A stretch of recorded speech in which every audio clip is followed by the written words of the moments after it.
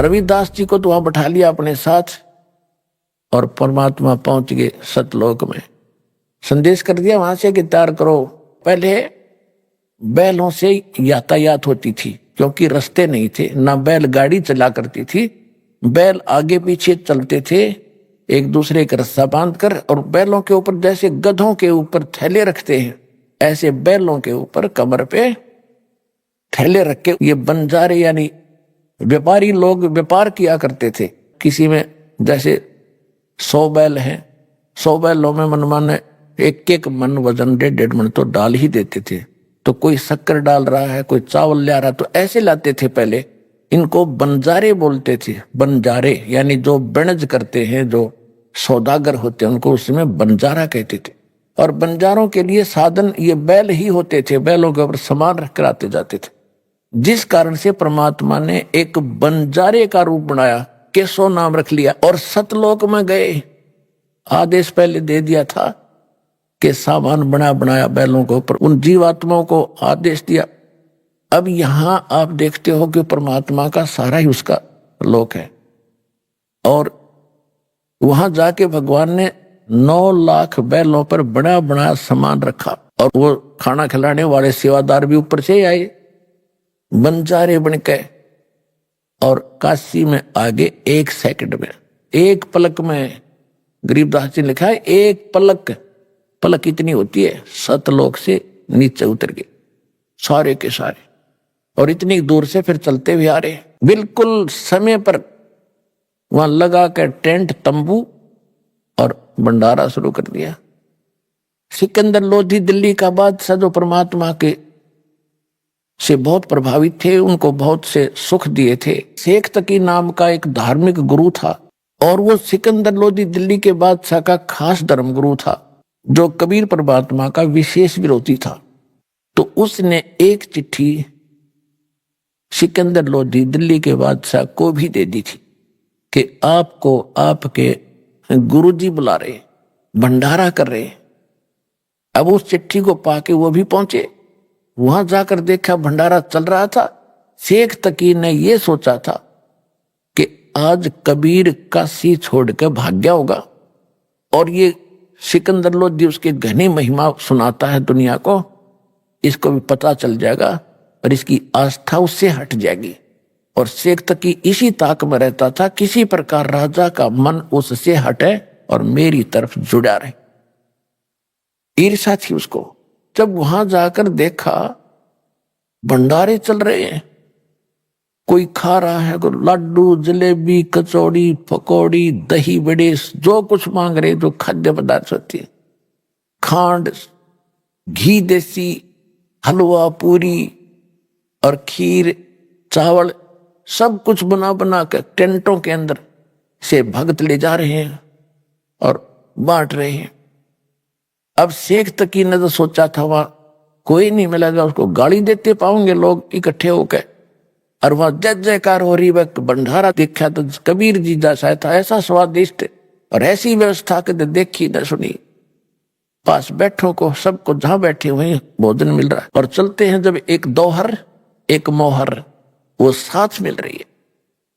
अब शेख तकी की तो मासी मरगी, वो तो बैठ गया पेट कलेजा पकड़ के, क्यों तो अब भी नहीं भागा। अब सिकंदर लोधी ने पूछा कि ये कौन व्यवस्था कर रहा है, तो खाने वालों ने बताया कि एक टेंट में बैठा व्यक्ति वो व्यवस्था कर रहा है। वहां परमात्मा दूसरे रूप में बैठे थे, एक सेठ के रूप में, बंजारा केशव नाम रख के। सिकंदर लोधी ने कहा जी प्रणाम। अखा जी प्रणाम, आओ। सिकंदर लोधी ने पूछा कि आप कौन हो? मेरा नाम केशव है राजन। आप कबीर जी के क्या लगते हो? सिकंदर लोधी ने प्रश्न किया। केशव ने कहा कि मैं उसका पगड़ी बदल मित्र हूं, वो मेरा यार है, और उसने मेरे पास एक चिट्ठी डाली थी कि मित्र एक छोटा सा भंडारा करना है, कुछ सामान लेते आइएगा। तो उसके आदेशानुसार मित्र के लिए मैं ये भोजन भंडारा करवा रहा हूं।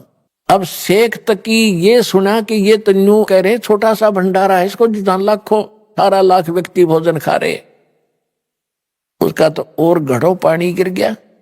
तो फिर सिकंदर लोधी ने पूछा कि भगवान कहाँ है, कबीर साहब कहाँ है, वो नहीं आए क्या? मेले में जहां भंडारा चल रहा है वहां नहीं आए हैं क्या? तो केशव रूप में बैठे परमात्मा ने कहा, जब उनका दास बैठा है, उनका मित्र बैठा है, मालिक के आएंगे जब आ जाएंगे, उनका मूड होगा, हम जो आदेश था हम उसका पालन कर रहे हैं। सिकंदर लोधी ने सोचा भाई पहले दर्शन करूंगा गुरुजी के और फिर भोजन खाऊंगा। झोंपड़ी पर चले गए, हाथी पर बैठे बैठे, सैनिक साथ में थे। अब सिकंदर लोधी हाथी से उतरा, दरवाजा खटखटाया, आवाज लगाई कि गुरुदेव दरवाजा खोलो। अब रविदास जी ने कहा कि महाराज वो तो यहां भी आगे दिखे। परमात्मा बोले भाई कोई बात ना, बेइज्जती कर लेंगे, दरवाजा नहीं खोलेंगे जब तक पार बसाओगे। दूसरी बार फिर कहा कि परवरदिगार दरवाजा खोलो। परमात्मा ने पूछा कौन है भाई? कि आपका दास सिकंदर दिल्ली से आपके दर्शनार्थ आया है, दर्शन करना चाहता हूं। तब परमात्मा ने कहा कि राजन आज ये दरवाजा नहीं खुल रहा है, मैं तो बेइज्जती कर दी ने, ये मुझे जीने नहीं देंगे। मैं तो आज इस काशी में हूं और घर छोड़कर अपने लेकर परिवार को कहीं दूर बसूंगा जाके, ये मुझे जीने नहीं दे रहे महाराज, मैं दरवाजा नहीं खोलूं, मेरी तो बेइज्जती कर दी ने। सिकंदर लोधी कहने लगे भगवान आप मुझे नहीं बहका सकते, आप किसी और को बहका सकते हो, मैं आपको खूब जान चुका हूं। आप स्वयं अल्लाह की जात हो, आप स्वयं अल्लाहु अकबर हो, आप खुद इलाही हो, आप सर्वशक्तिमान हो। हे परवरदिगार एक बार दर्शन दे दो मुझे। इतना अधीन जब हुआ तो कहा रविदास खोल दे खिड़की। दरवाजा खोला तो मुकुट समेत दंडवत प्रणाम किया सिकंदर लोधी ने परमात्मा के चरणों और कहा कि हे परवरदिगार कोई अगर आपको पहचान ले फिर तो समस्या हल हो जा, आपको पहचानना ही कठिन है। आपने वहां रंग लगा रखे भगवान, आपकी जय जयकार हो रही है, 18 लाख व्यक्ति जीवने लग रहे हैं और सभी ये देखना चाहते हैं कि वो कौन है वो महान आत्मा, कौन है वो सेठ कबीर, उसके दर्शन तो कर ले जिसने ऐसा भोजन करा रखा है। आपके दर्शन करना चाहते हैं, उनका कल्याण हो जाएगा, एक बार दर्शन दे दो उनको।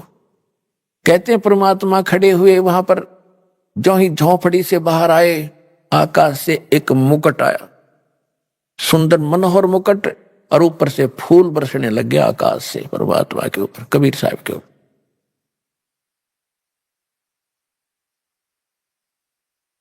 सिकंदर लोधी ने हाथी पर बैठाया परमात्मा को और साथ में रविदास जी को।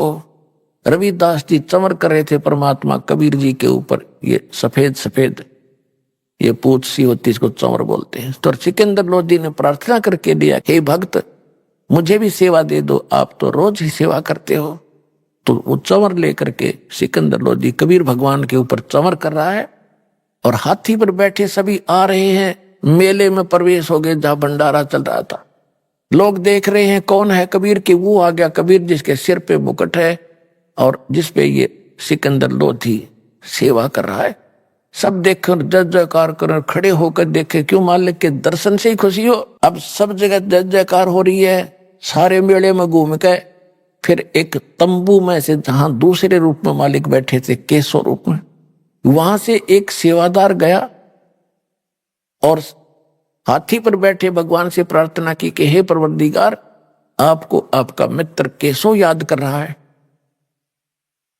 तो उससे हाथी से उतरकर सिकंदर लोधी और भगवान और रविदास जी तीनों उस टेंट में आ गए जहां पर वो केशव बैठे थे। देखते ही देखते टेंट में जब गेट में प्रवेश किया था, लंबा चौड़ा टेंट था, उसमें एक तख्त अपने आप आकर लग गया। उसके ऊपर जैसे आप इनमें फिल्मों में देखते हो ना, टीवी में अपने आप ऐसे बन जाते एक सेकंड में, ऐसे ओरिजिनल तख्त उसके ऊपर गद्दे बिछ गए, उसके ऊपर बहुत सुंदर चद्दर आ गई, उसके चारों तरफ हीरे और पन्ने लजवारात ऐसे जड़े गए, चमक रहे।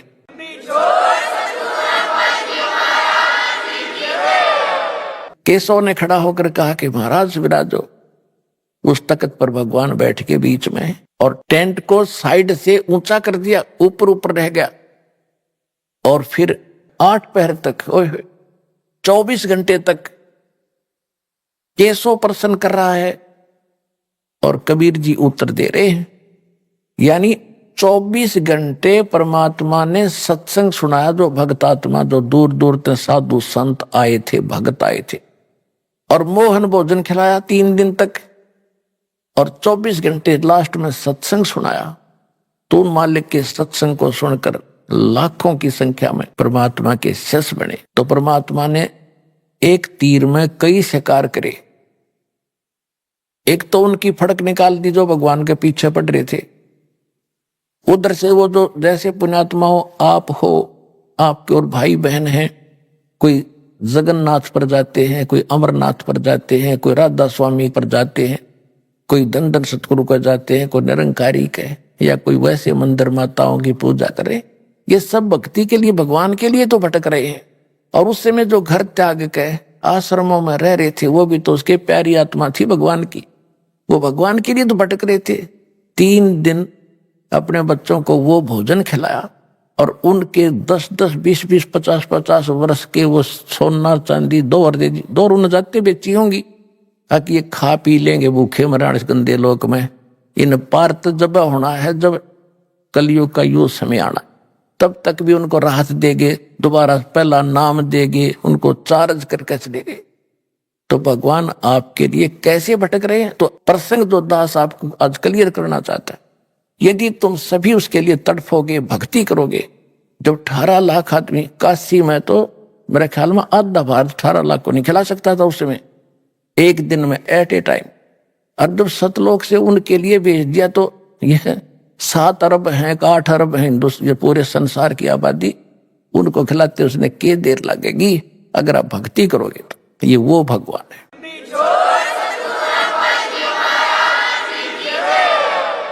तो परमात्मा ने लिखा कि एक बार फिर सतयुग जैसा माहौल होगा यहाँ पर, जैसे सतयुग में सुख होता था। तो वो आएगा कहां से? आपकी भक्ति के कारण आपको भगवान सतलोक से भेजेगा, और यह सारे ठाठ करेगा। कोई चिंता, कोई टेंशन उस भगत को नहीं रहेगी जो सच्चे दिल से भगवान की भक्ति करेगा। कबीर साहब की यह सत भक्ति।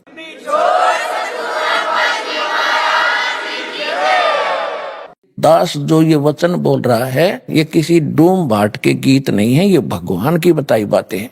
और अभी आपको इतना लाभ नहीं मिल रहा है, इसका कारण ये है कि अभी आप इतने दृढ़ नहीं हुए हो और इतनी भक्ति नहीं कर पाते हो जितनी मालिक चाहते हैं। क्योंकि सबसे पहले मर्यादा, आप यहां से जाते हो, गांव में, घर में कोई ना कोई समस्या ऐसी काल पैदा करवा देता है, आपका नाम खंड हो जाता है।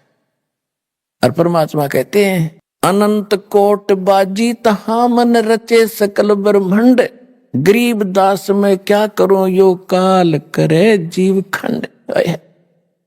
परमात्मा गरीबदास महाराज जी को, उस प्यारी आत्मा को बता रहे हैं कि गरीबदास जी कि मैं इतना समर्थ हूं, मैंने सारे ब्रह्मांड रच रखे। अनंत कोट बाजी तहां मन रचे सकल ब्रह्मंड, और गरीब दास में के करूं यो काल करे जीव खंड। कि ये काल मेरे से इनको तोड़ लेता है, इनका नाम खंडित करा देता है। यदि ये नाम पर डटे रहे तो न सारे सुख दूं, न मोक्ष दूं।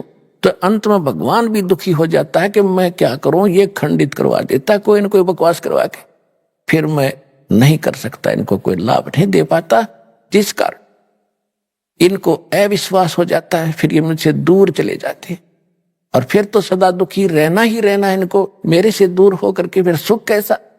तो पुण्यात्माओं, सबसे बड़ा काल ने अब ये जाल फैला रखा है कि आपका नाम खंडित करा देता है।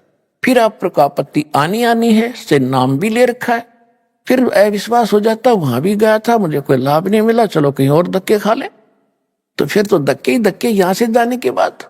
लेकिन इस ज्ञान के बाद आपको ऐसा विश्वास हो जाएगा जैसे काग जहाज का, फिर सूझ जाए और डठोर। तो दास आपको पहले ज्ञान कराता है, फिर आपको नाम देता है, और फिर आपको समाधान भी देता है, फिर आपका मोक्ष ऐसे होगा।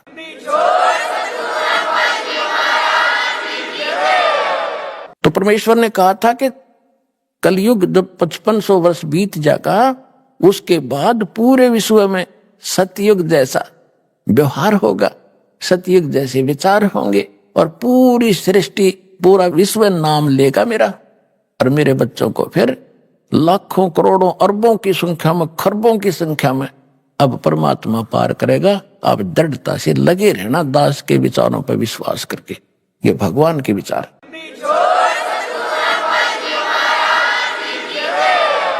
तो पुण्यात्माओं, ये ज्ञान देने के लिए परमात्मा स्वयं आते हैं और वो एक अच्छी आत्माओं को मिलते हैं, और वो ही ज्ञान वो 600 वर्ष पहले बता कर गए थे। और आज हमारे सदग्रंथों में ज्यों का त्यों विद्वान पाया, और जिनको हम विद्वान मानते थे वो सारे डल व्यक्ति थे, डफर थे, उनको कह कह का पता नहीं था, जो हमें इतने दिन लेट कर दिया। अब किसी की बातों में नहीं आना, प्रत्यक्ष देखो ज्ञान को, प्रमाण देख करके, और फिर अपना कल्याण कराओ, अपने बच्चों का कल्याण कराओ।